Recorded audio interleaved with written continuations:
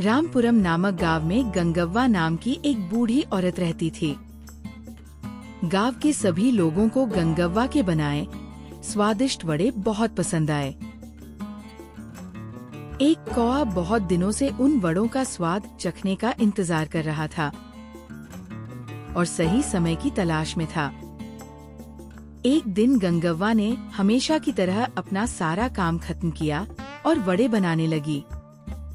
जब वो शुरू हुई तब तक कुछ बच्चे वड़े खाने के लिए वहाँ आ गए। अरे बच्चों, आओ आओ, कैसे हैं आप सब? क्या आप अच्छे से पढ़ाई कर रहे हैं? अच्छे बनो और शरारती मत बनो।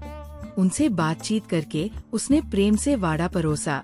चूंकि कौआ बेसब्री से समय का इंतजार कर रहा था, उसने सोचा कि ये वड़ा चुराने का सही समय है। अचानक कौआ नीचे आया और वड़ा मुंह में ले लिया और जितनी तेजी से उड़ सकता था उड़ गया।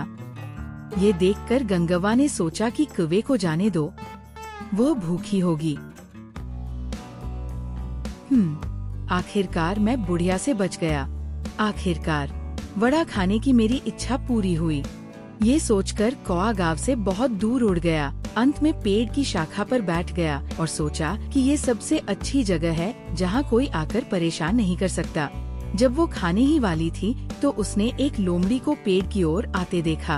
अरे बाप रे, ये क्या है? ये लोमड़ी इस ओर क्यों आ रही है, वह भी इतने समय में? लोमड़ी देख ले तो। हालांकि लोमड़ी ने कौवे को देख लिया।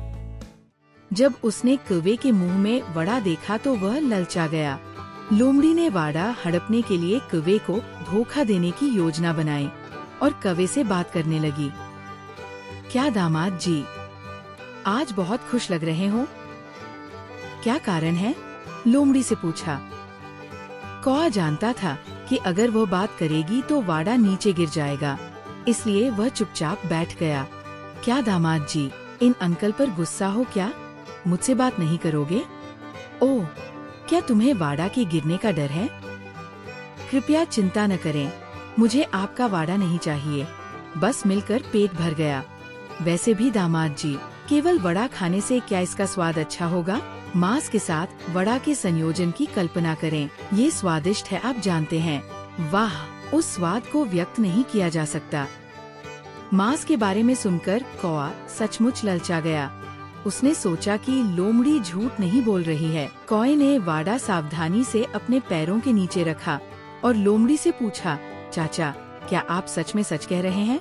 जैसे जैसे कौआ उसके जाल में फंसता गया, लोमड़ी अंदर ही अंदर बहुत खुश हुई। क्या मैं आपसे झूठ बोलूंगी दामाद जी? क्या तुम नहीं जानते कि यदि तुम भोजन करके प्रसन्न होगे तो मैं कितना प्रसन्न होऊंगा? बेचारे कौवे ने लोमड़ी की बातों पर भरोसा कर लिया। दामाद जी, एक बार सोचो, वड़े का एक टुकड़ा लें और उसे मांस में डुबाकर खाएं।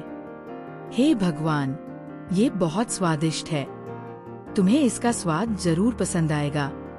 लोमड़ी ने ये बात और भी अधिक मोहक होकर कही। लोमड़ी की बातों पर भरोसा करने वाले कौए ने सपना देखा कि वह मांस में वड़ा डुबाकर खा रहा है और खुशी से नाचने लगा। उसके पैरों के नीचे जो वाड़ा था वह अंततः गिर गया।